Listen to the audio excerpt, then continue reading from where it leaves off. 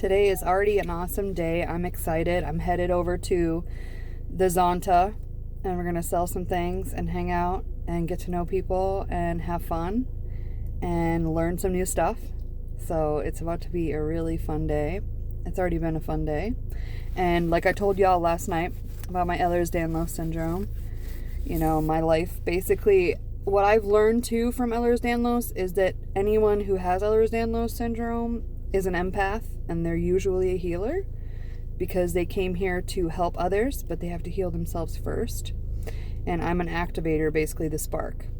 So what I end up doing is telling people you have it, but then it's part of their awakening and it's part of their purpose. So it's pretty exciting, I guess. I've been doing this for quite a long time now, it feels like.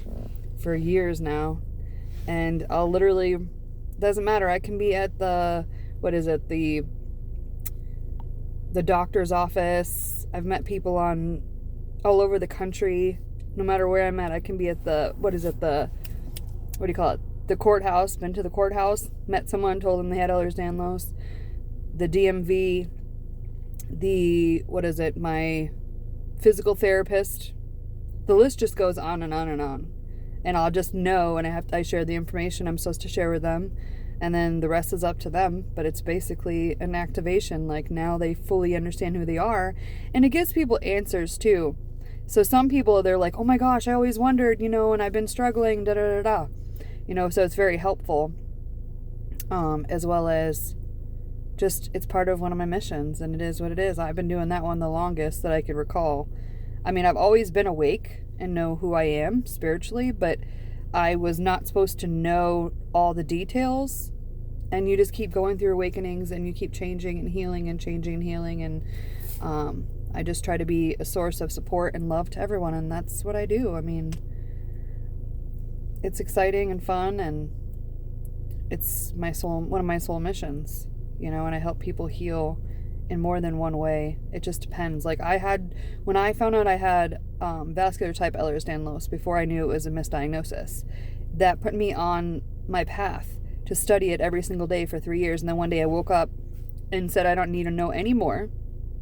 And the thing is I didn't just do it because, my family and myself. I wanted to let everyone know about EDS and how dangerous or what it is and this, that, or the other. Learning everything about it, that was a spark for it, but it also was for the collective. So if I could help anyone else, but then suddenly I became a medical intuitive, and people would start to come into my life, and I would see them anywhere I met, and I would tell them that they have Ehlers-Danlos syndrome. So basically, this is the Ehlers-Danlos. So you go like this, and you pull it up. That's the Ehlers-Danlos gang sign, and you can touch your thumb to your forearm. That's EDS. Not everyone can do that. Some people can go a little bit and they get struggling, a little bit with it. And that's because their joints might have tightened up, or they don't have as much flexibility with their hands, but they have it in other parts, like maybe their back pain and so on and so forth. There's so many comorbidities and pain and struggling that comes with it. I only hope the best and love everyone the best I can. But yes, that's Ehlers-Danlos. So it's like this, and then you pull it back. Because some people try to do it the other way and it doesn't work. Like trying to, but even then I can do it both ways. I can do it sideways and down. Sideways and down. I have myopathic Ehlers-Danlos syndrome. So really, if it was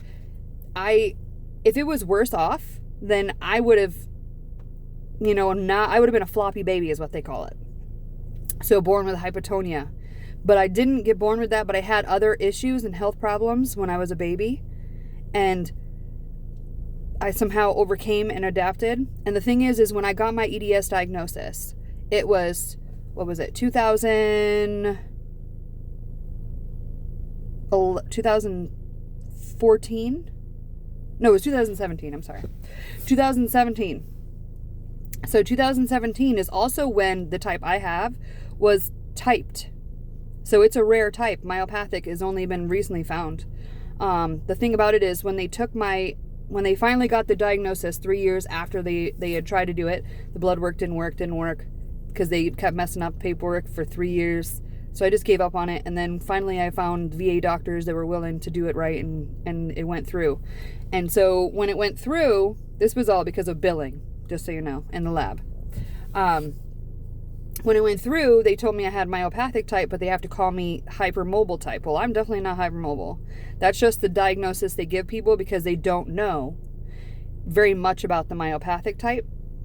So if you're subtyped and then they don't have as much information because they don't know the measurements or what it is, that or the other, they're going to go ahead and tell you that you're hypermobile, just so that you can at least have the diagnosis. So I have hypermobile, but I'm also myopathic. They don't even, hello birdie friend, they don't even know much about it.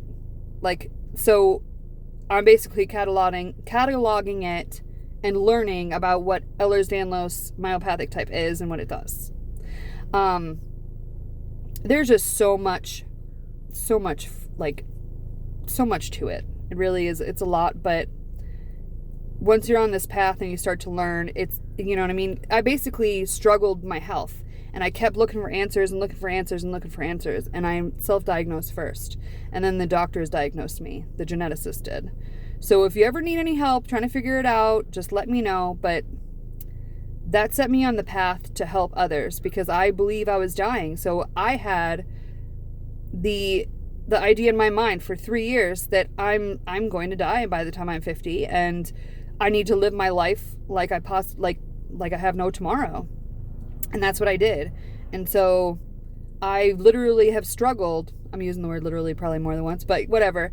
So I really did struggle with grief. I had to grieve the life I didn't have, grieve the life that I was living, and grieve the life that I may never ever access. Like, you know what I'm saying? And like what I wanted. Like, it was just a lot. So I that's why I'm really good at holding space for people, because I've been there, done that, got the t-shirt.